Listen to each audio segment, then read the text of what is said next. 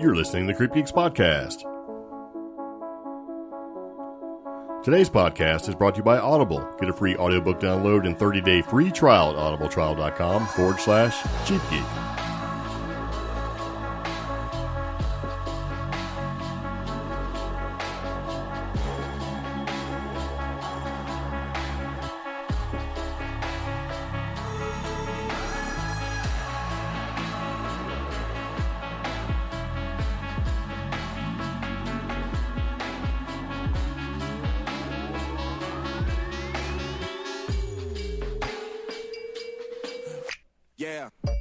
So it begins again. Welcome back to CreepGeeks Podcast. This is episode number 128.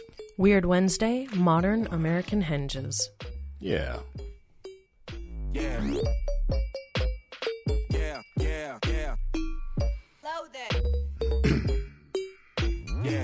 So anyway, it begins again. Welcome back to CreepGeeks Podcast. This is our Weird Wednesday edition, and this is Modern American Hinges.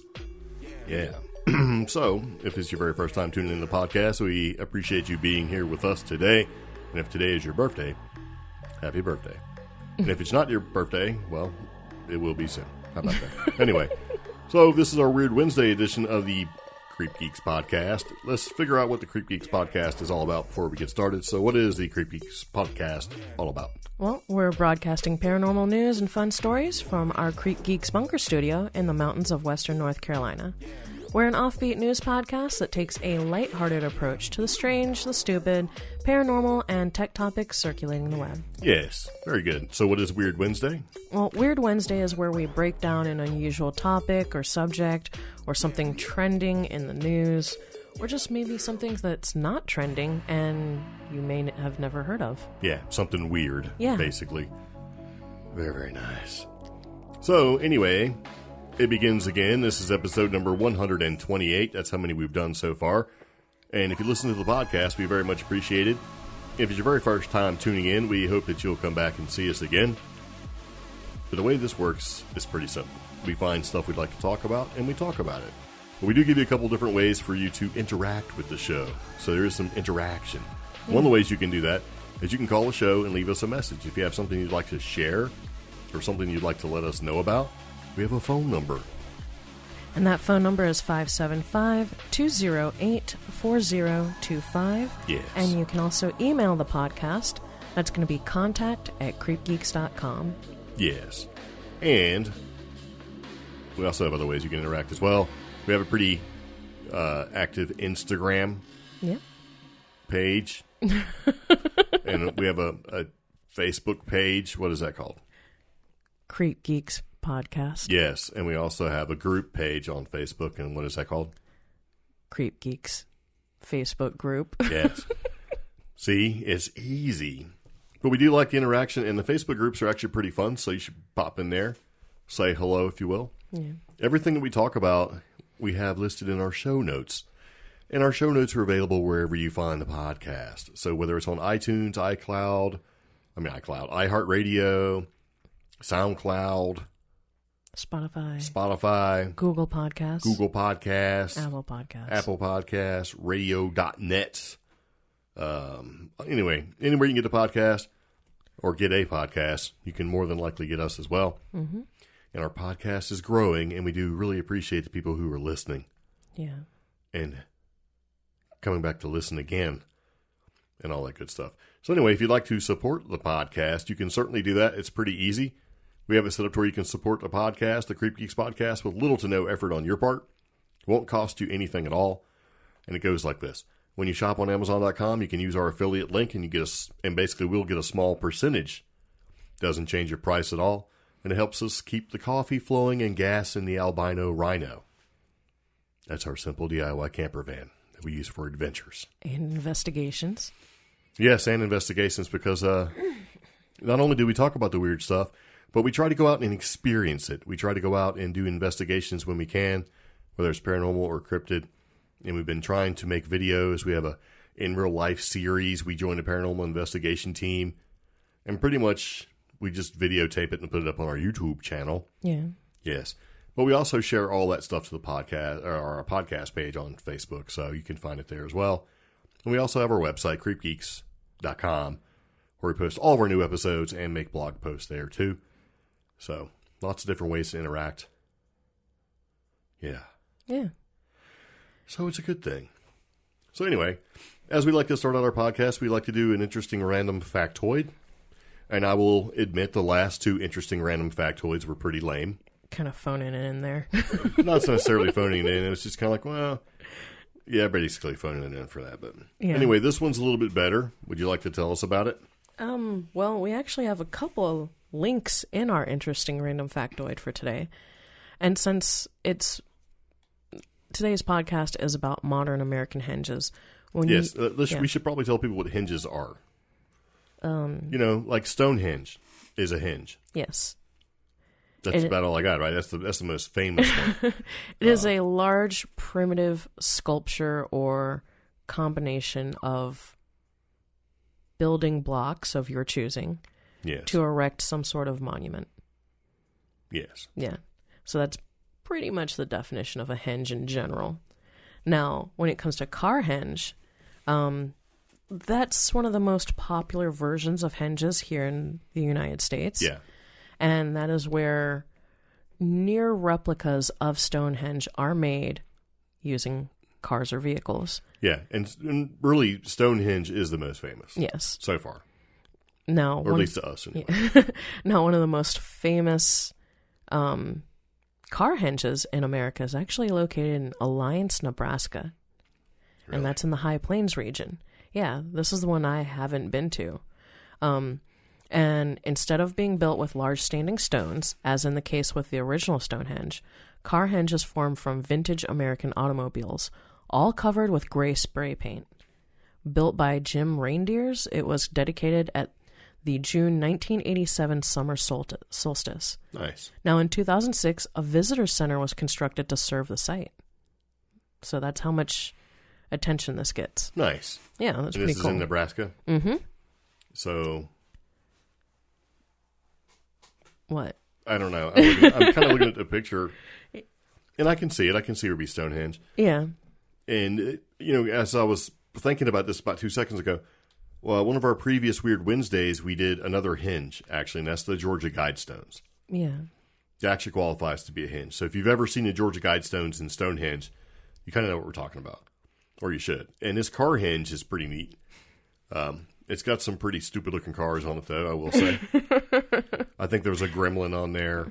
Well, maybe a Vega, a Vega station wagon. I'm surprised that thing is still there. The heel stone for this particular car henge is a 1962 Cadillac. Oh, nice. Yeah. Very, very nice.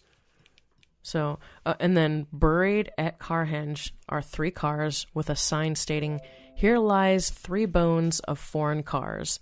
They served our purpose while Detroit slept. Now Detroit is awake and America is great." I don't know how awake Detroit is right now. Yeah, so that must have been from a while ago. Yeah. Yeah. Well, it's from was it 87 when this thing was up? Mm-hmm. Okay. Well. Yeah.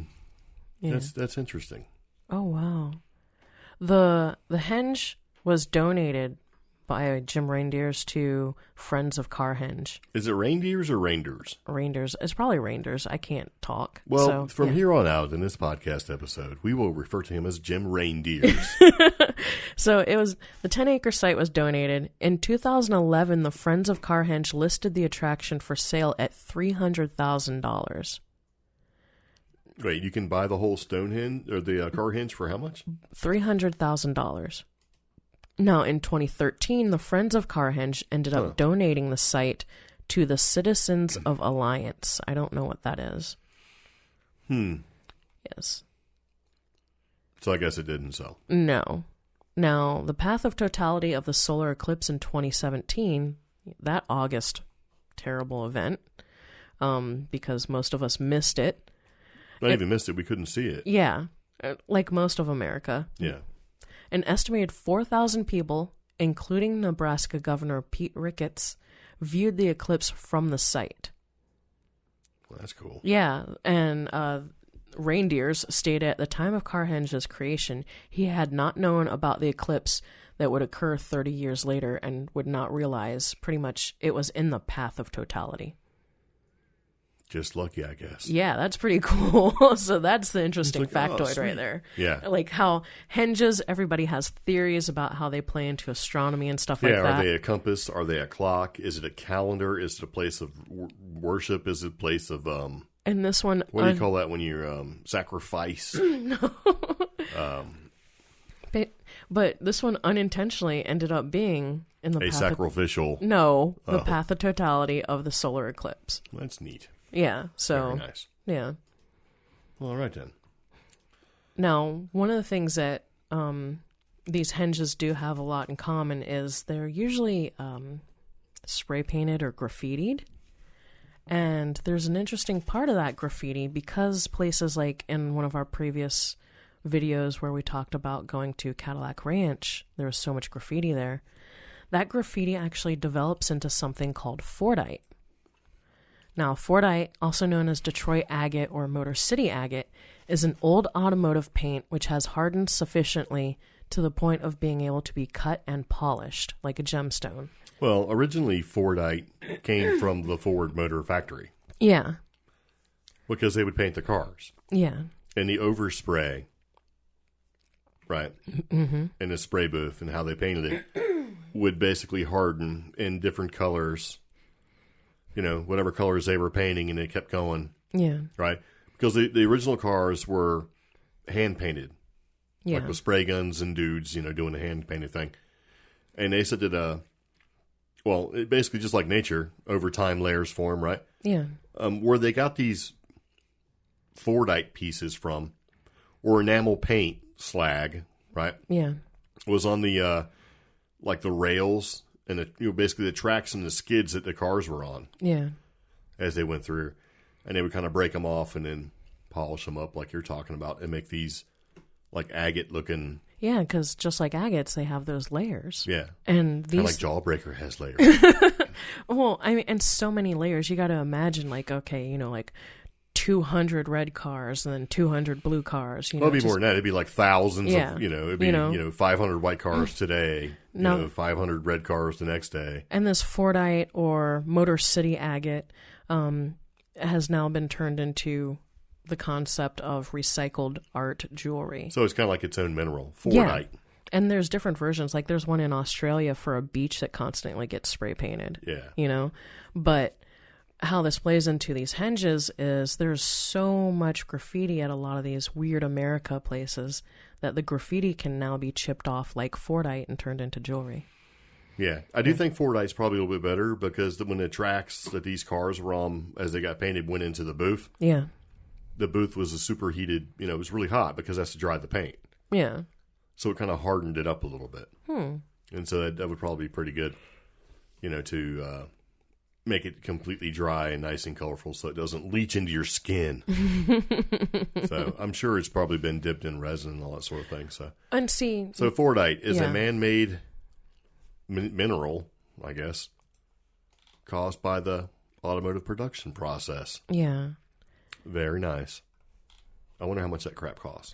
So that's where, like you were saying, it should be dipped in resin because it is a lot of chemicals over time. I mean, depending on how long. There is someone who is taking some of these Fordite pieces from lead-based paint or parts of roadside America attractions and turning them into jewelry. Yeah. They're not putting them in resin. What? But they still have that real big $200 price tag. So, yeah. Now, you can find Fordite on eBay. Is it from, like, any of these car henges? Probably not. You can find it for an affordable price. But as far as, like, these henges and these... I want, like, legit Fordite. I don't want where Me somebody's been, Oh, I've got some stuff, like, favorited in my Etsy and on my eBay. So, it's really pretty. Yeah. So...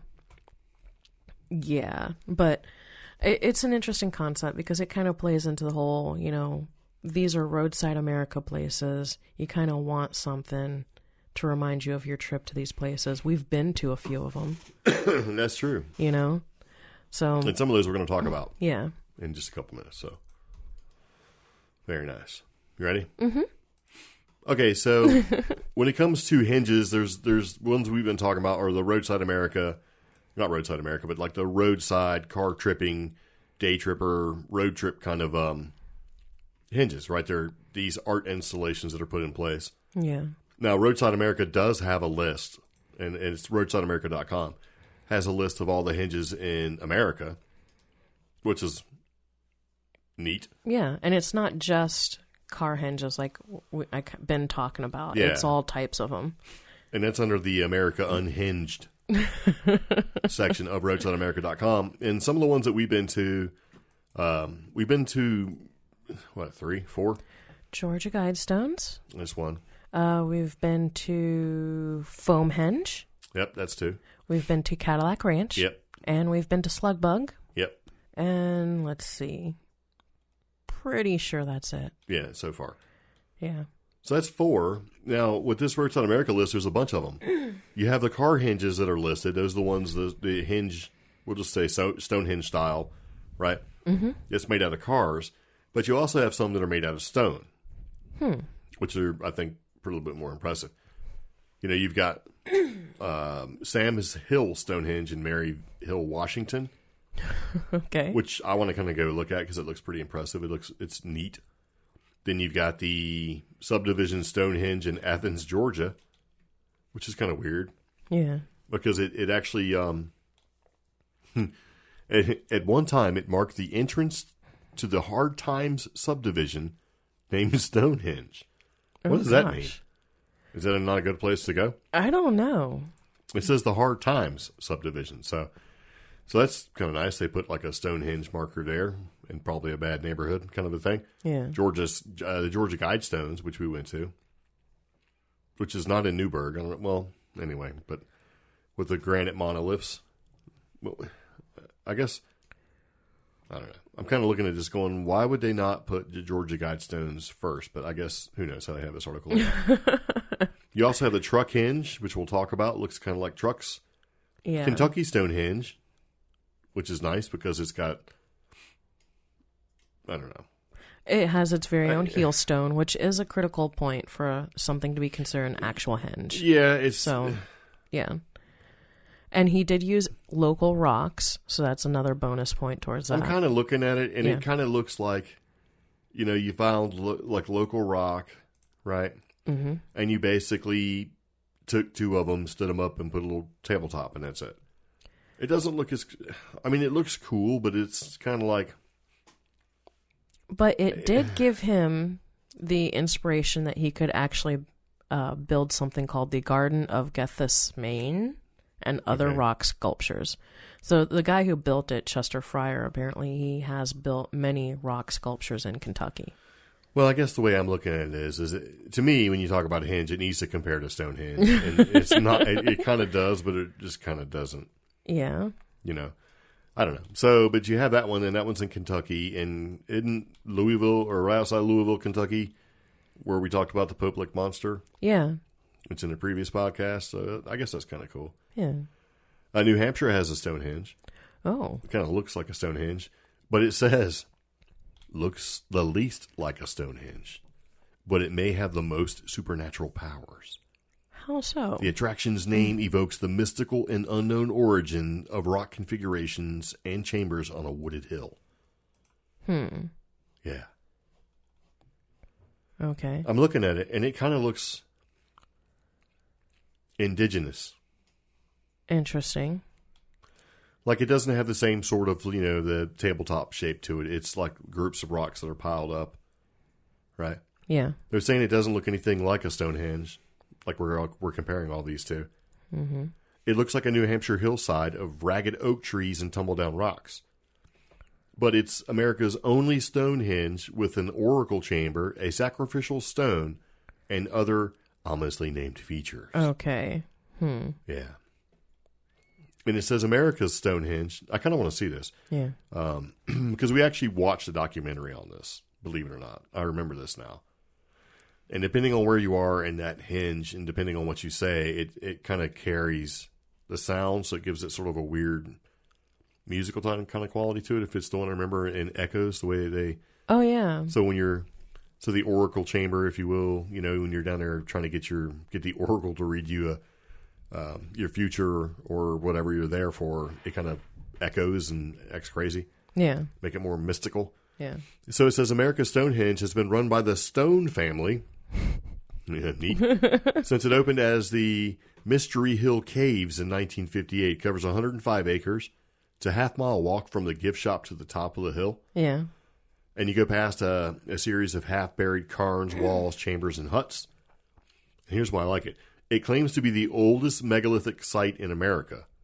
But that boast has been disputed. Well, yeah. I mean, of course it has. You know what I mean? Yeah.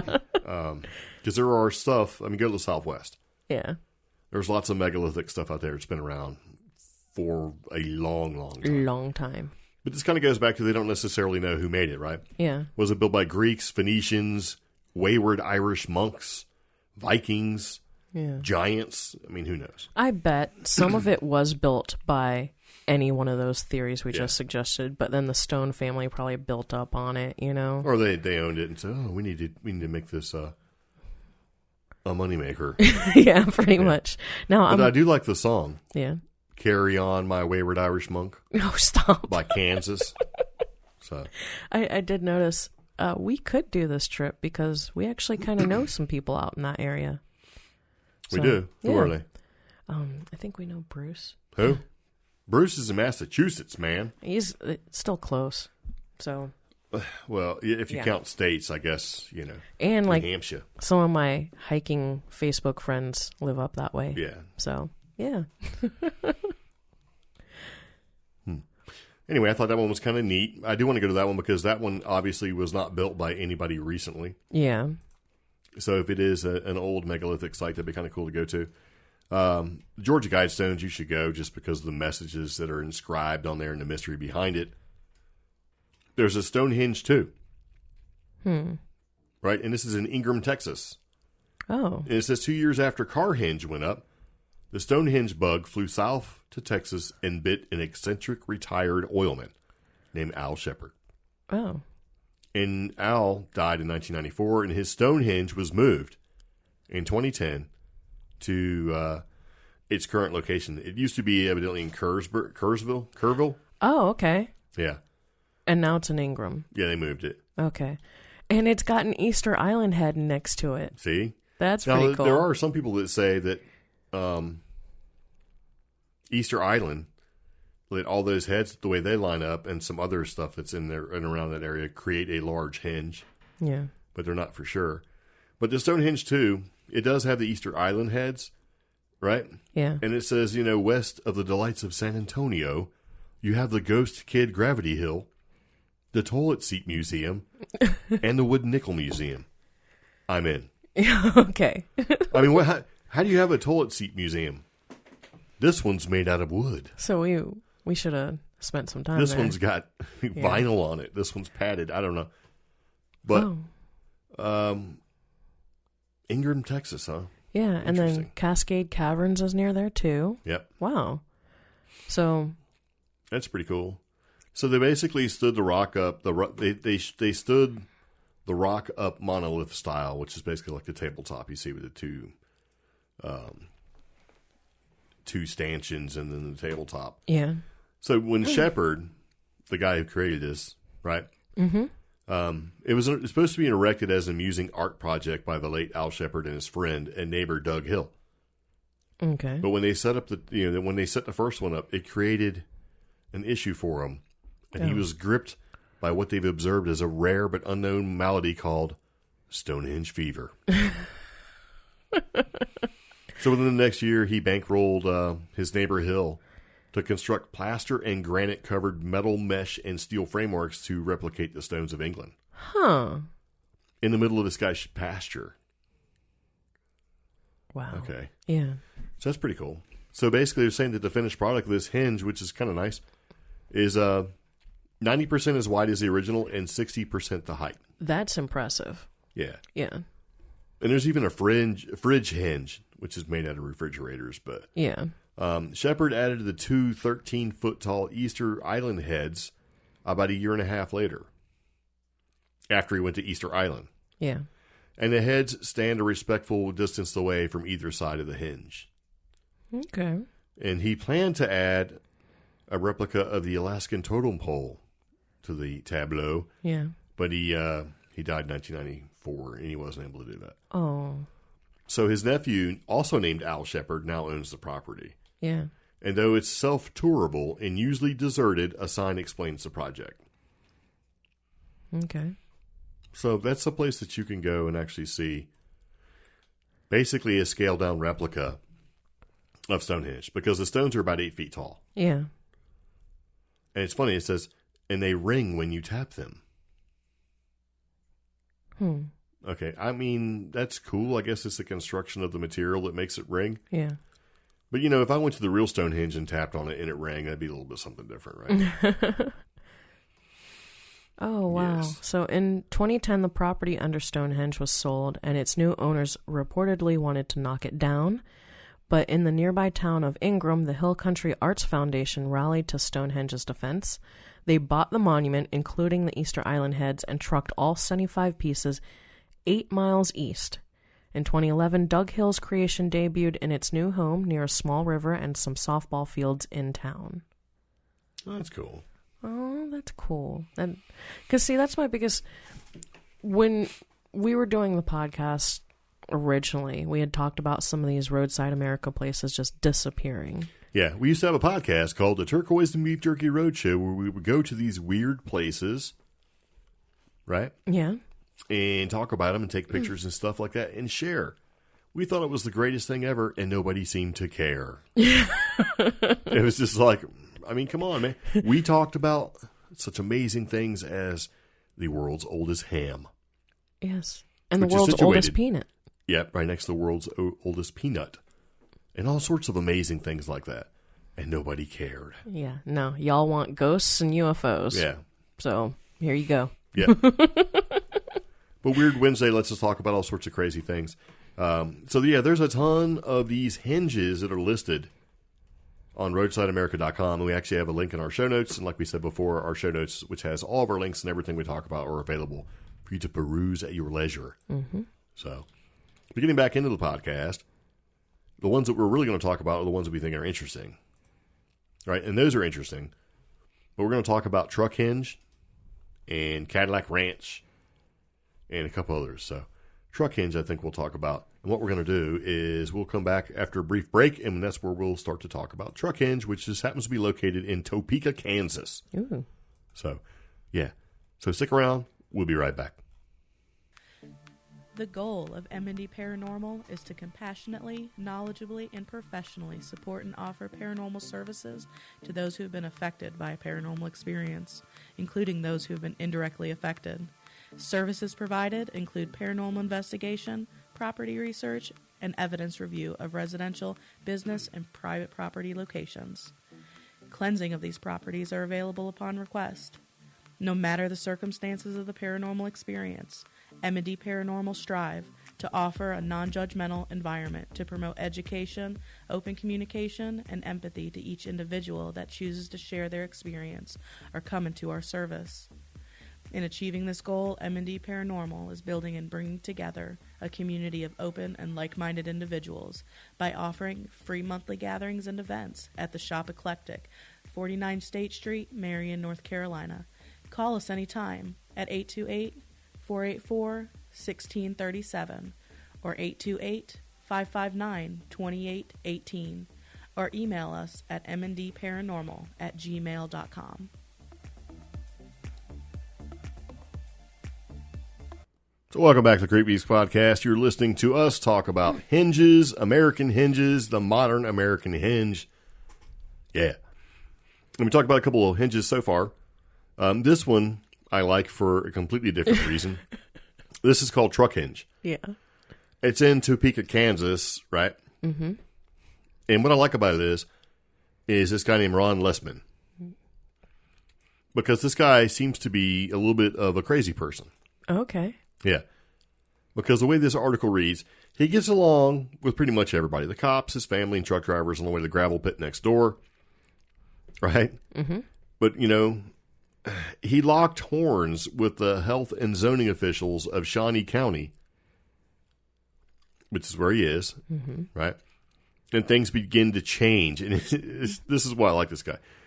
I don't try to be nice to the county when they're morons. Oh. Yeah. So basically, he has his own signature creation, which is truck hinge.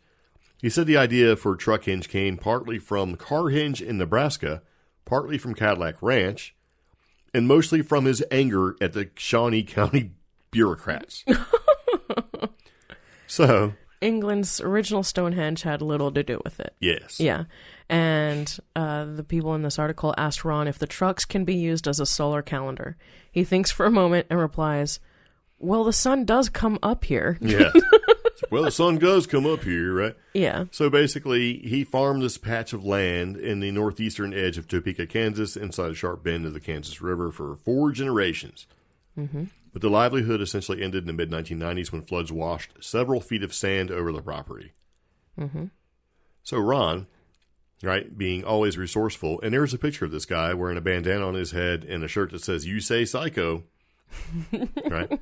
Yeah. He made a deal with the local mining company to dig out the sand, but in so doing created a lake on the Lessman property that he now stocks with game fish. That's smart right there. Two birds with one stone. He dug up that sand and it made a lake, and he put some game fish in there. Yeah. But Shawnee County, however, wasn't happy with some of the cast-off debris scattered around Ron's acreage. Right? Yeah. Specifically, the old trucks and buses. He's like, look at my neighborhood. I'm the cleanest one in the whole neighborhood. So, I believe in recycling, so I recycle everything. Mm-hmm. But, the bureaucrats didn't care to listen, so several years ago, they ordered Ron to haul the trucks away. Because the county said that you can't have any loose metal out there. So, they told me to pick my trucks up.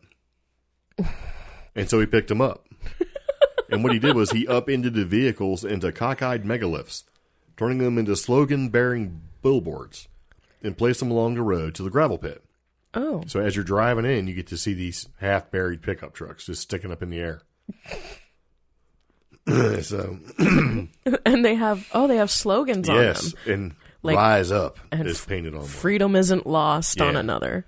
And there's a school bus buried nose down in front of a ragged concrete tombstone that says "Truth."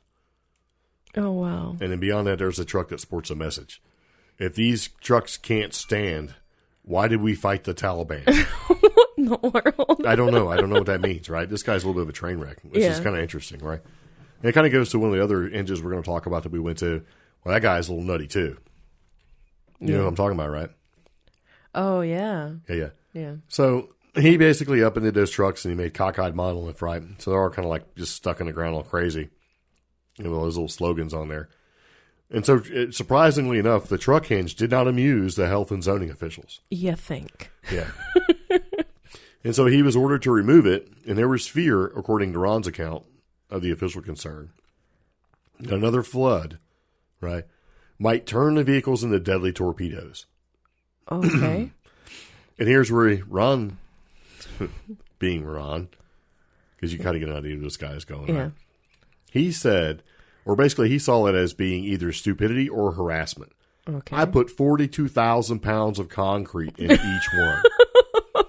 But somehow, these trucks are going to float 300 yards to the river, float 25 miles to Lawrence, which is a nearby university town, and kill everybody in Lawrence, knock down all the bridges, right? Yeah. And do all that at the same time.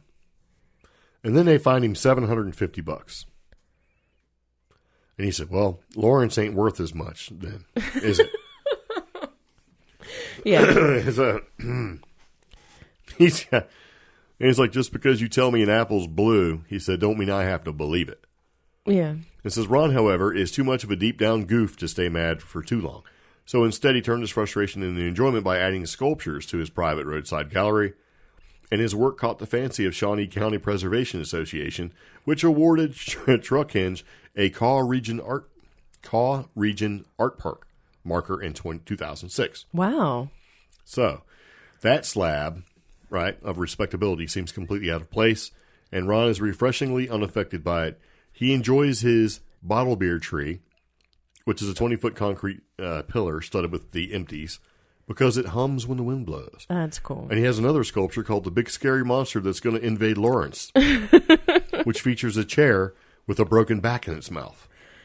Okay. Yeah, and he sprawls and he says, he demonstrates what a laid-back guy he is, right?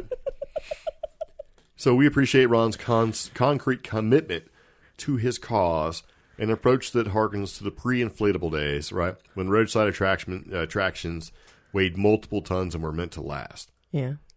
So Ron, who's only in his mid-50s, plans to stick around for a while. His 2 grown kids also live on the property, so Truck Hinge seems safe for at least another generation. And Ron intends to add more trucks to it as they come along. So, And he's sitting there smiling with no teeth. Just look at him. Yeah. That guy's crazy. Yeah.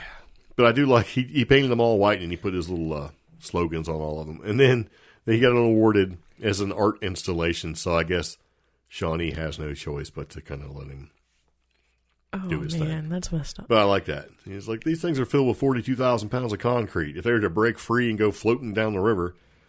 So they wanted it gone, and instead it turned into an art thing. And this guy's he's a little certifiable. So if we're ever in that area, all right, around Topeka, Kansas, yeah, we'll probably drive by there real slow. I don't know if we're going to go it. Because it just looks kind of weird, half buried stuff. But that guy is nutty, right? Yeah. And I get it. He's sticking to the man, that kind of thing. The other hinge that we went to that had an equally flamboyant kind of guy was Foamhenge. Remember that? Made out of foam. It was almost a near-scale replica of Stonehenge. Yeah. And remember that guy's name? Mark Klein. Yeah. But Mark Klein has created many, many other pieces of art. He makes these huge, fiberglass structures. Yeah. They could be anything from, the Muffler Man to the Rocket Man to the floating. He did Daniel Boone. He's done all these crazy installation pieces. Like he has a floating lady in Alabama or something like that. Yeah. And this is down by Natural Bridge, Virginia, or at least it was. I think it's been moved because the land was bought or claimed back by the... Well, so that was a long story because that was... Yeah, do you remember the details? I don't remember. So kind of exactly everything. The guy in Truck Hinge, it got to the point where the area that Foamhenge was in wanted to change or revamp itself. So they started getting a little tight with the rules and the regulations. Yeah. And at one point, some of Mr. Klein's other works of art were actually taken down or removed or forcibly destroyed. Yeah. So that's why the tiny towns in that area weren't so receptive to Mr. Klein. Now, when he brought to their attention, or actually his family brought to the attention of the town, how much tourism his creations create, they started to change their tune. Yeah. Unfortunately, Foamhenge was in a bit of disrepair. So that particular art installation was eventually taken down and is being relocated. Yeah. So at last, check. Yeah. The full-size replica of Stonehenge made out of styrofoam. And we're not talking like styrofoam as in you just it comes in packing material. This is the good stuff. Yeah. That you make yourself by mixing two parts. Anyway, has been moved to Centerville, Virginia. So, the fiberglass and foam structure was made by Mark Klein, like we were talking about, and it moved to Centerville, right? Mm-hmm. These blocks are 16 feet tall. This is a full-size replica, so yeah, it's not like a little one by any means, and it's an exact replica of Stonehenge. But many have said that it's even more photogenic because it's basically a giant styrofoam box that they photograph. The blocks photograph well. Yeah. And we know this because we went, and, I took some really good-looking pictures of Foamhenge. Yeah. Including a selfie that looks like I was at Stonehenge. And that's the thing, because he takes a lot of care in how these things are installed and set up. Like the very first location, which is the one we went to, they're up on a hill, so you don't see that there's actually, tourism-y stuff nearby. And at one point, there was a way you could angle it so that you could be next to Merlin, which was another... He installed the wizard Merlin there. You could angle it so that you took a selfie and Merlin was right next to you or beside you. And Merlin's riding one of the stones. Yeah, that riding was one of the stones. That was one of the earlier myths. Yeah. Or mythos behind Stonehenge was that Merlin created it overnight kind of a thing. For King Arthur and all that stuff. Yeah. Now, just in case you're curious and you want to go, and you have a piece of paper handy, I'm going to give you the latitude and longitude of where it currently is. Okay. Are you ready? Sure. I'm not talking to you. I'm talking to people with a piece of paper and a pencil.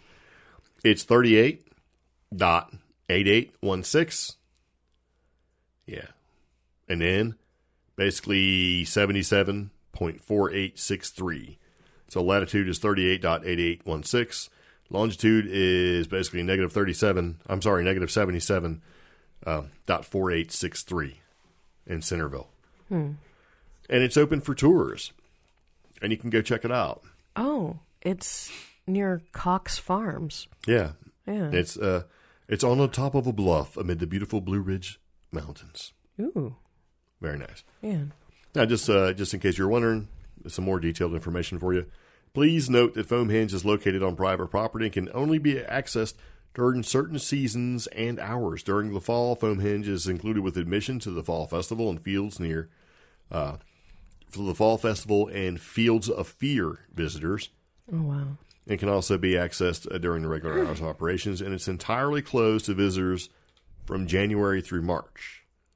It's open limited time in the spring and summer, and basically you can get there via a shuttle at the corner market during the hours specified.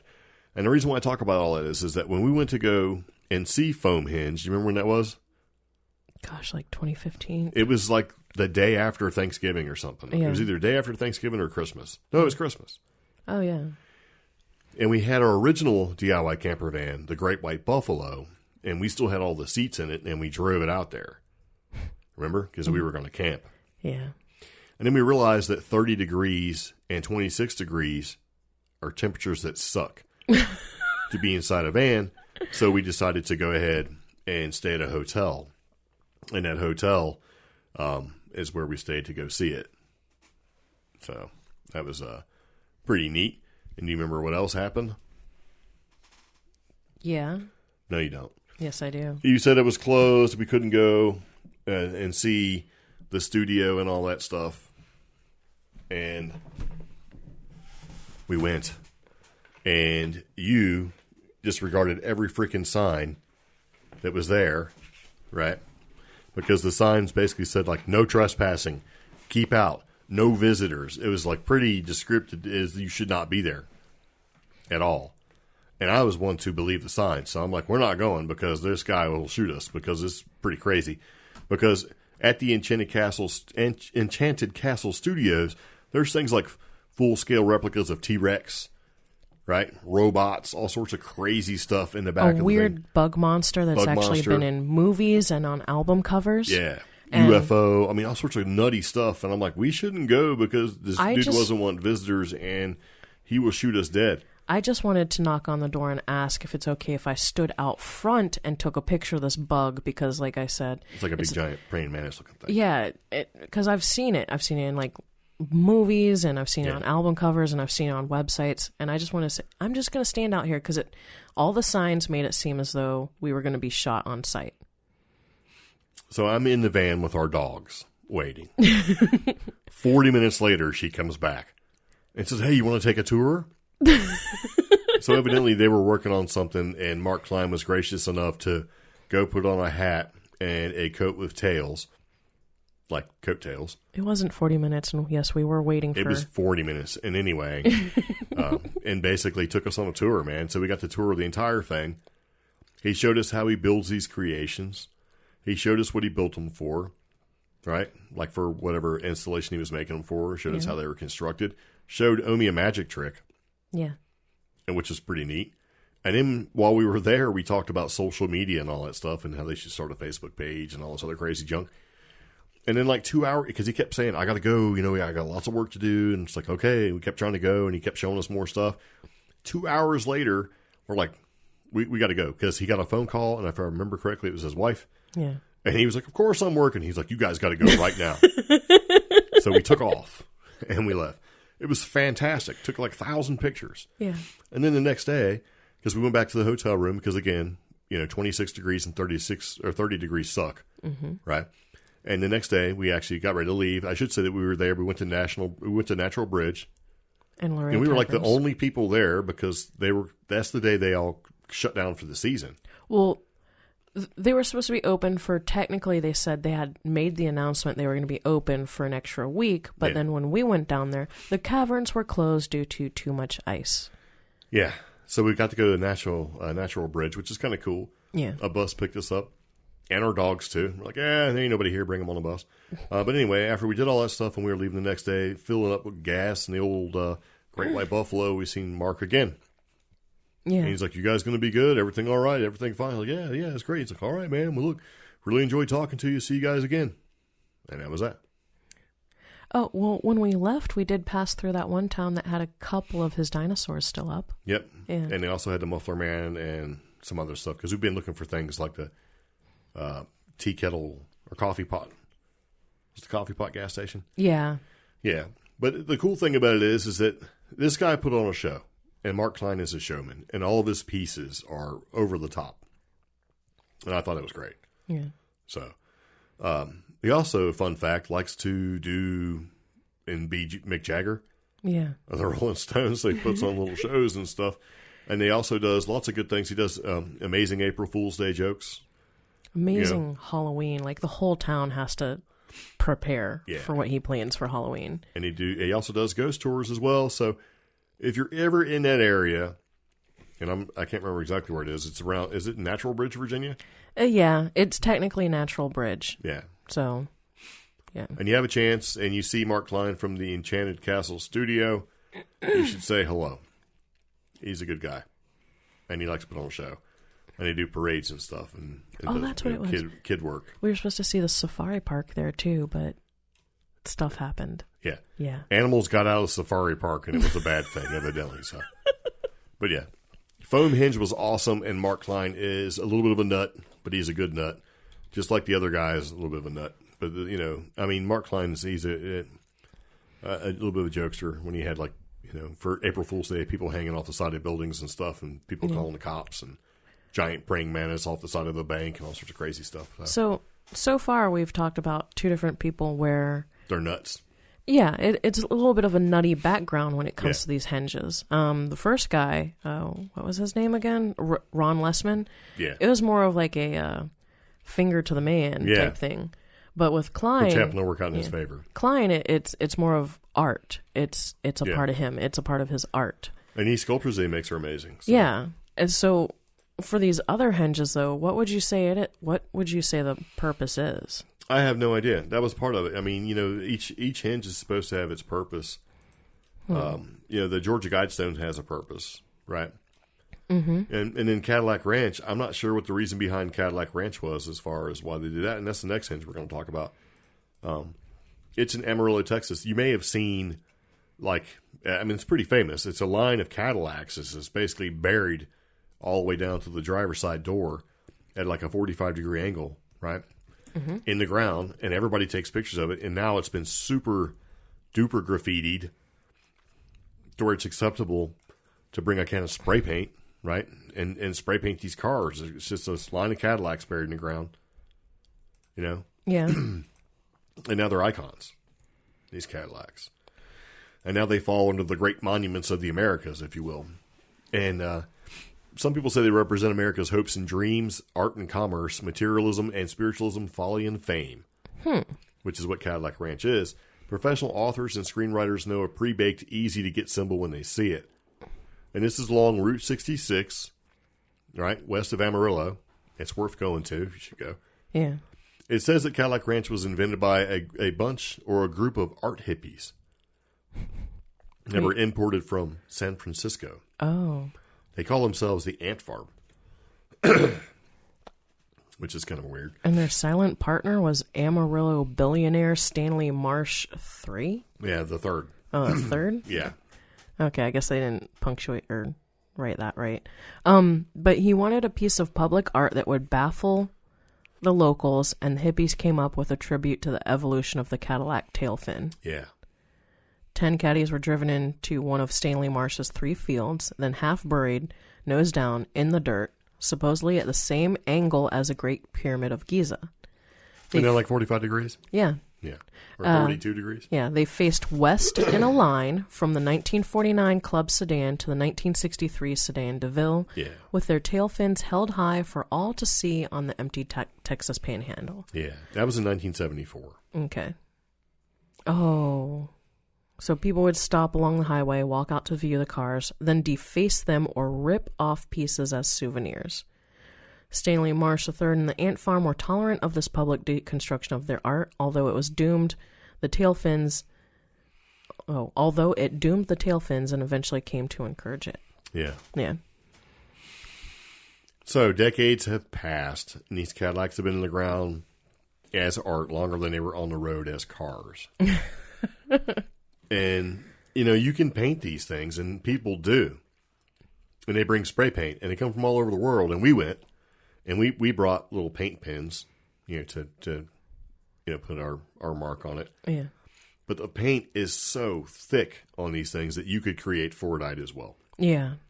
In fact, there's a picture on... It's like some places like 6 inches thick. Yeah, there's a picture on Ordinary Hiker on my Instagram showing how thick it is. It's like even forming stalactites. It's inches thick. Yeah. And if you think about it, if you've ever sprayed spray paint, imagine how much spray paint it would take, continual layers, to make an inch or even 6 inches of spray paint off of something like a tire or the rim. So it's kind of crazy. And you pull over and, you see this row of Cadillacs, and now they're like, day glow colored and multicolored. And as soon as you get out of the car, and you're starting to, because you're along the side of a road, and as soon as you get out of the car and start to walk over there, you can smell the spray paint. Yeah. Because it's pretty powerful. Even on a windy day. Yeah. And then you're going to, and like this article says, the sound of voices chattering in French, German, and English, along with other colors. And that's true. When we were there were people from like Peru, there were like some Russians, there were just people. There's a group of Chinese tourists. Yeah. Oh, yeah. Who got in every freaking picture in my way of every single picture I tried to take. You tried to ask me what's wrong, and what was wrong was that they let their toddler spray paint, just walk up and start spray painting right next to my brand new lens. Oh, yeah, yeah. That was what was wrong. That one guy kept standing in front of me every time I kept trying to take a picture. He looked right at me and then stood in front of me and threw his elbows out, like to keep me from taking a picture. So you know what I did, right, when you were trying to take a picture, and this guy basically was going to block me from taking a picture, even though I had been polite and courteous and had been there for longer than him. I got up into his ear, or close to it, and said, "Move." You know what I did? And you know what he did? What? He moved. Oh, because I asked them if they could please move their kid, because she literally started spray painting right next to my brand new lens. Yeah. So I just started strobing my flash. That showed him.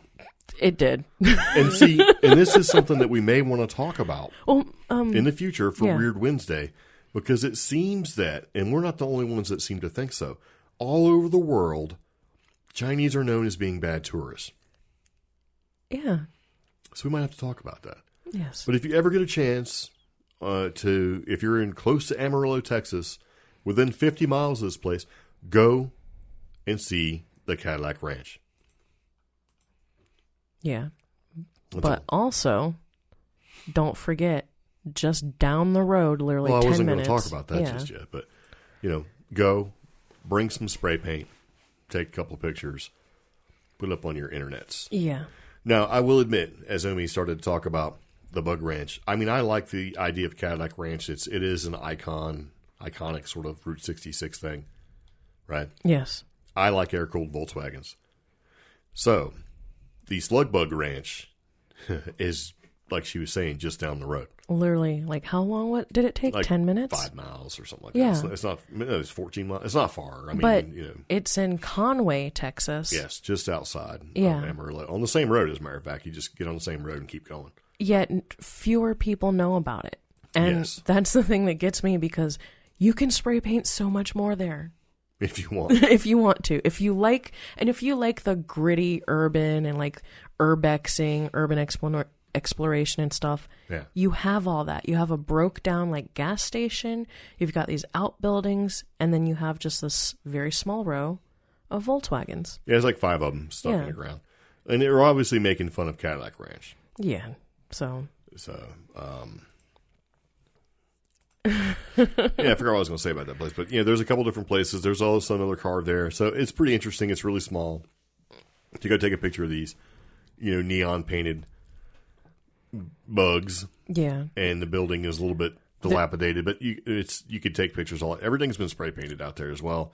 You can take amazing pictures, and it just looks kind of neat with the backdrop. And the bugs are in worse condition than the Cadillacs. So. Oh yeah, much worse. Because they're smaller, so people have climbed on them and stuff like that.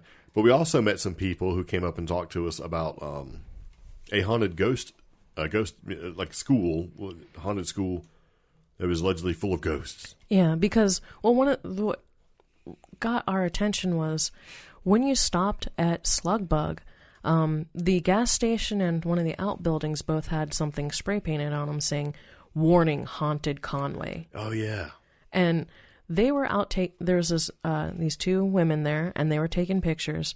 And I actually worked up the nerve to talk to them because we were like, "Oh, what are they doing? Are we supposed to be here? Are they supposed to be here?" And I talked to them, and they're like, "Actually, we've never heard this place as being haunted, but we've heard how." And they told me like 3 other places or something. Yeah. That were like spooky about Conway, Texas. So that was just kind of, serendipitous. And they mentioned the school, which has had like crying, and what else did it have? I don't know. Yeah. It was like some spooky stuff though. Yeah. And it's funny because with Instagram and everything being the way it is, fast forward like almost 6-7 months later, I just recently seen a post about that school on Instagram about, Conway, Texas and the haunted school thing. Yeah. Where somebody gone and investigated it and said they had some pretty good results. So Slugbug Ranch is worth going to. Cadillac Ranch is worth going to. Just keep in mind these places it's like not clean. So if you expect some national park type setting, you're not going to get that. But you're not there for that. So that's kind of something to look at. Now, I'm sure, since we do amazing things in the Americas, right? Yeah. That Canada is going to have to copy. And they did. They have a thing that they call Stonehenge. Yeah. And basically with Stonehenge is a couple different things going on. But the one in Canada that we're going to talk about is the what they call the Auto-Henge. Auto-Henge in Ontario. Yeah. So and this happened before Carhenge. So before Carhenge, there was Auto-Henge. It was built in 1986 by an artist named William Lishman. Yeah. At the request of Chrysler for a commercial. Oh. So it stood proudly on the Canadian landscape for 5 years until it was removed. Yeah. So there were some pretty cool pictures, but so they made it for a commercial where they buried cars in the ground to make a Stonehenge type thing. And then they kind of tore it down. But the reason I put this in here was because it's a blog about Stonehenge replicas. Yeah. So called Stonehenge, the Stonehenge website, right? Yeah, but they make it a point not to talk about some of the other henges because they're just not hengey enough.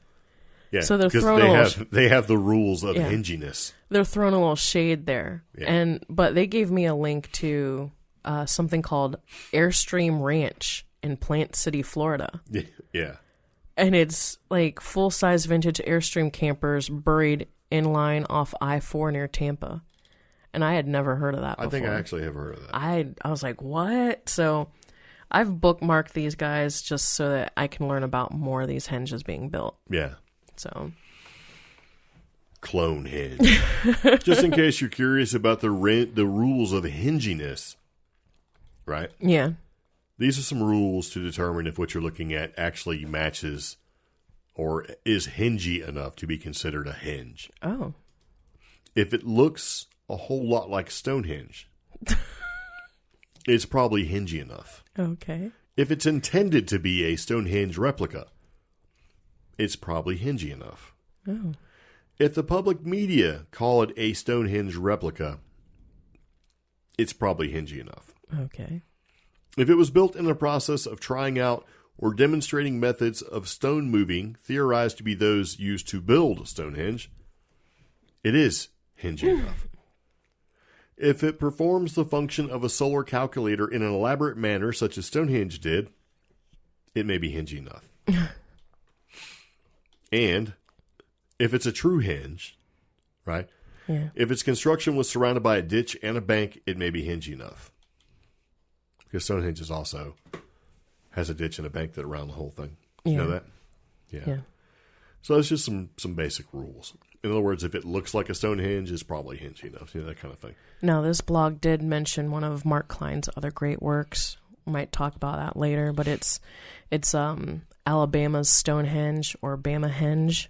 Oh, yeah. Because that includes, not only does it have Bama Henge, which is not as great as Foamhenge, but still, it was commissioned by this guy who owns the lakes right there. Yeah. And let's see, where is it? George Barber. Yeah. He's owner of a marina in Elberton, Alabama. He also commissioned dinosaurs from Mr. Klein. Yeah. And the lady in the lake. Oh, yeah. Okay. That guy. So, all in one area, you can find Bama Henge and more of Mr. Klein's creations. Yeah. But the thing about this one that I thought was cool is like the quote for it is Alabama's Stonehenge. When the aliens land, they're going to be confused. So, yeah. The one in the Foamhenge was more Merlin up in Virginia. This one's about aliens. So, okay. Yeah. Well, you should put a link to it in there. Okay. And there's also hinges, all sorts of different hinges. There's a tribute to Cadillac Ranch. It's made with Yugos. Right? That little silly car. Oh, gosh, yeah. Back in the day called a Yugo. An awful, awful car. You see, because there was a period in time, it was in the 80s, right? Where there seemed to be a race to build the cheapest car. This is where Hyundai, or Hyundai, or however you want to pronounce it, depending on where you're from, sort of got notoriety, right? Yeah. For $39.95, $4,000 for a car, you got one fully loaded. Sunroof, AC, 2 mirrors, floor mats, cruise control. I mean, all this crazy. I don't know if cruise control was available then, but anyway, it was a dirt cheap, economical car. Mm-hmm. And so you had Hyundai, which is supposed to be okay, and then Yugo showed up. Little hatchback looking deal, made by Yugoslavia, just a terrible piece of garbage that car was. And then there was the other car that it was less expensive. It's not what was it? It was the oh man, I can't remember now. Anyway, there was a bunch of hatchbacks, little small cars that were like under $4,000. That was the deal to get a really economical car. Pinto? But no, Pinto was in the 70s. That okay. thing.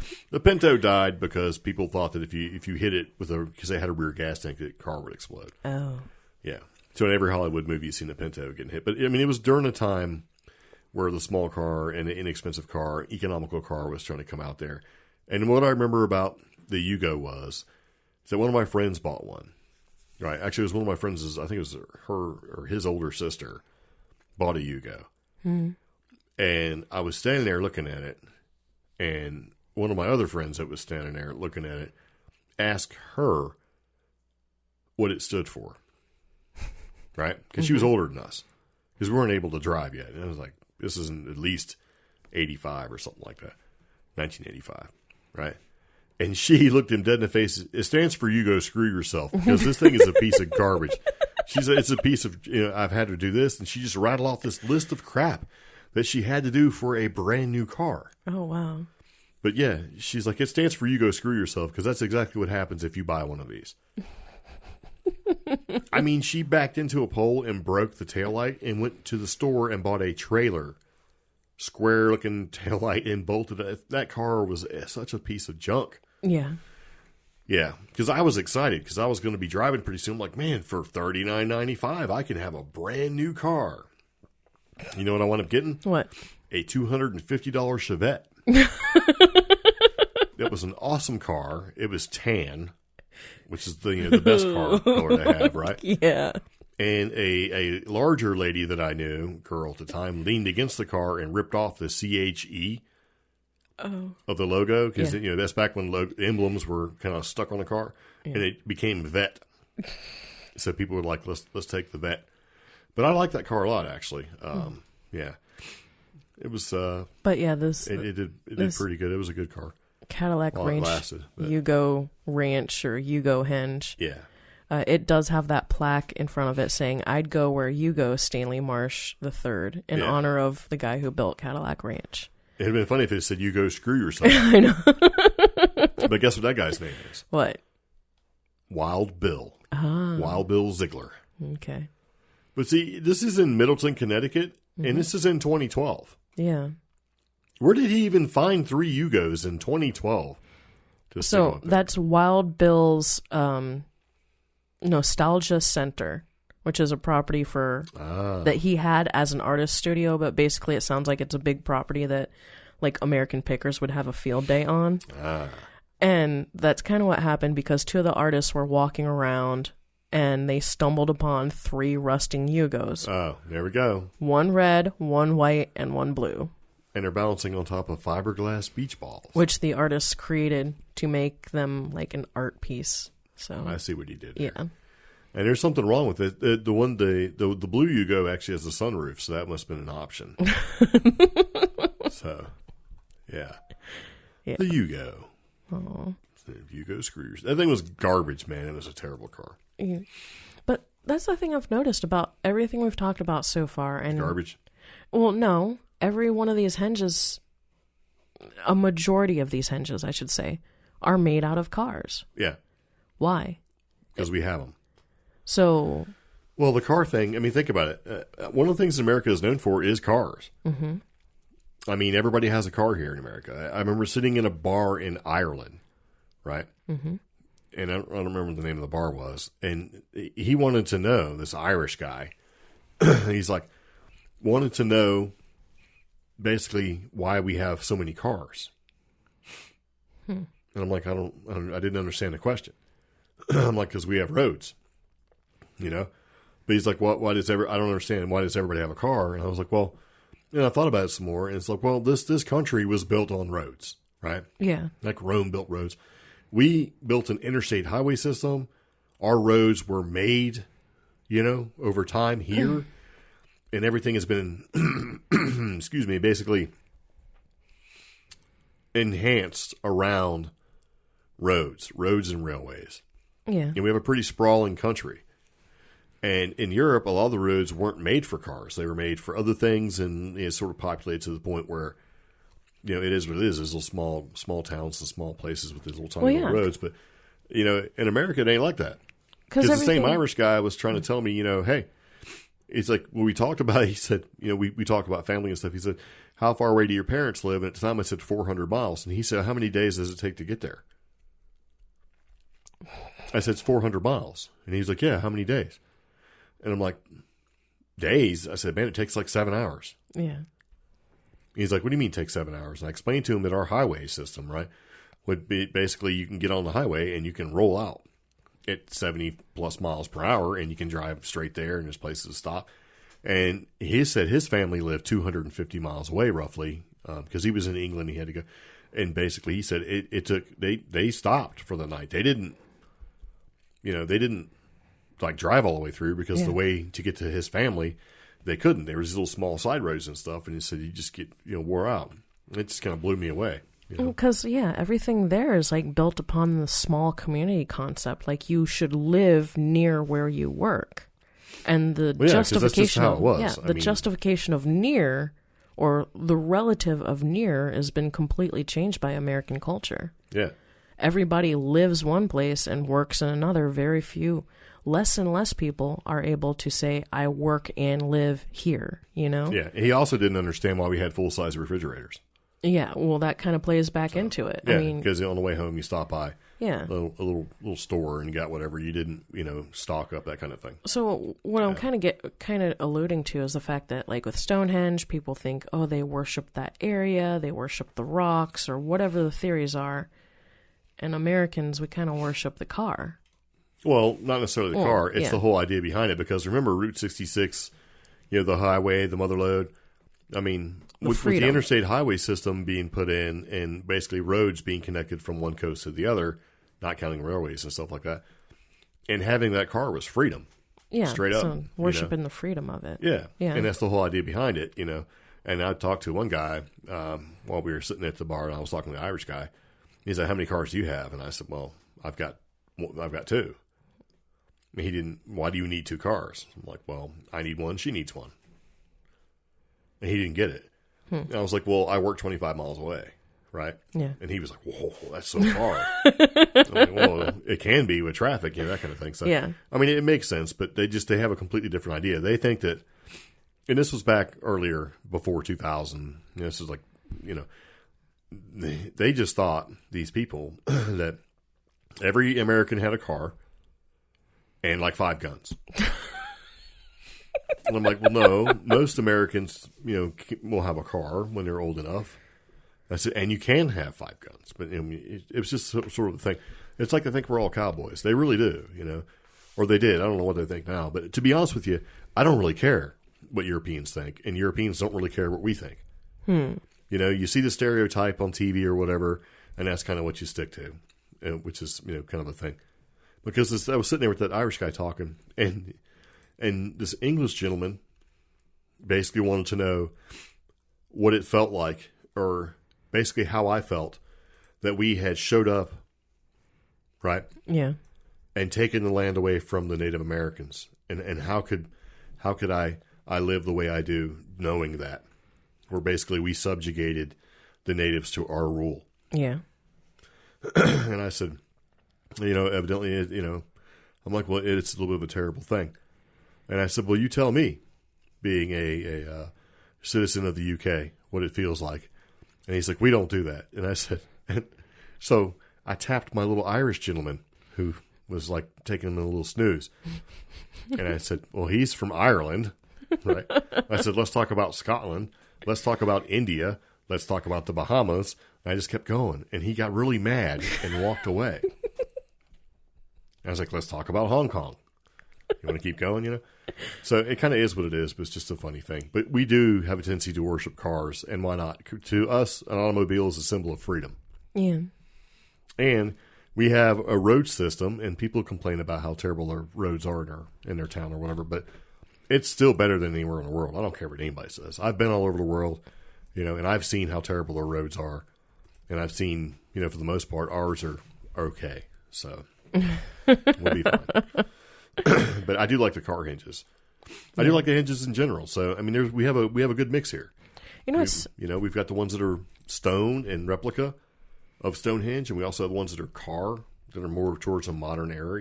It's pretty neat. And that's the thing. Like, I'm looking at some of these maps and some of these like different websites where you can learn about these strange or weird things, and how many we've stopped at, and how many of our new listeners may not know of these things. Yeah. I mean, I would love it if some of y'all could contact us or, join the Facebook group, talk to us. Let us know if you've been to any of these weird ones. You can always email us at contact@creepgeeks.com. And just, hey, have you ever heard of these things? Yeah. Have you been there? Have you been to some of the ones we haven't? What's it like? I definitely like the whole roadside Americana thing. Yeah. Yeah, that's just, and that's the way it was too. Anything to get these travelers, right? Anything to get the travelers, to stop is what they would do. And spend a little money. Absolutely. Get that sort of, and sadly, with Route 66, the interstate highway system killed a lot of places when it came to that, because it diverted the road away from the small town because of the highway structure. But some of those amazing things you can still see, like the TPs that are out there in Arizona and all that kind of stuff. But so, yeah, Roadside America, Roadside Americana is stuff that's pretty interesting. So Roadside America is a pretty good website to look at all that sort of thing up. But if you have anything you'd like us to look at or something, or we should look at, you should let us know. So, because when you take our little adventures, we can possibly stop and see it. Like the world's biggest rocking chair. World's oldest peanut. Curiosity, that whole oldest ham. Old route, the Roadside America, Route 66 type thing. I tried to see if Route 66 went through Roswell. And? It ran east-west across the central part of the state. Right. So, however, until 1937, it did originally take a longer route through Los Lunas, Albuquerque, Santa Fe, and now approximately New Mexico State Road number NM6. Yep. So it kind of dipped down towards there. And if I remember correctly, there was a small stretch of Route 66 that actually became Route 666 for a while. Yeah. and they called it the Devil's Highway, and then they eventually changed the name. But that makes me wonder, did this interstate travel system kind of destroy us finding these weird places? Yeah. Like Roswell, yes, it's on the map because of UFOs. Yeah. But like we were saying earlier, we had no idea Conway, Texas was so spooky. Yep, and it's something we need to look into. Yeah. And if it weren't for a chance encounter, would we have ever known? No, probably not. Yeah. So, anyway, there you go. We're going to wrap Weird Wednesday up because we've been talking for a little while. And, it's that time. Swallow all the dust and pollen. So we talked about modern American hinges. And if you think this is interesting and you've enjoyed it, let us know. Give us a little comment. But other than that, that's really about all I have. Do you have anything? Not really. Be sure to check the show notes for this podcast episode. I know we kind of lightly touched on a bunch of different things that aren't our normal stuff we talk about during Weird Wednesday. And if you have a suggestion for something you want us to check out for Weird Wednesday or just a topic to talk about on the podcast, again, I encourage you to join our Facebook group, reach out to us on Twitter, anywhere, drop us a line at contact@creepgeeks.com.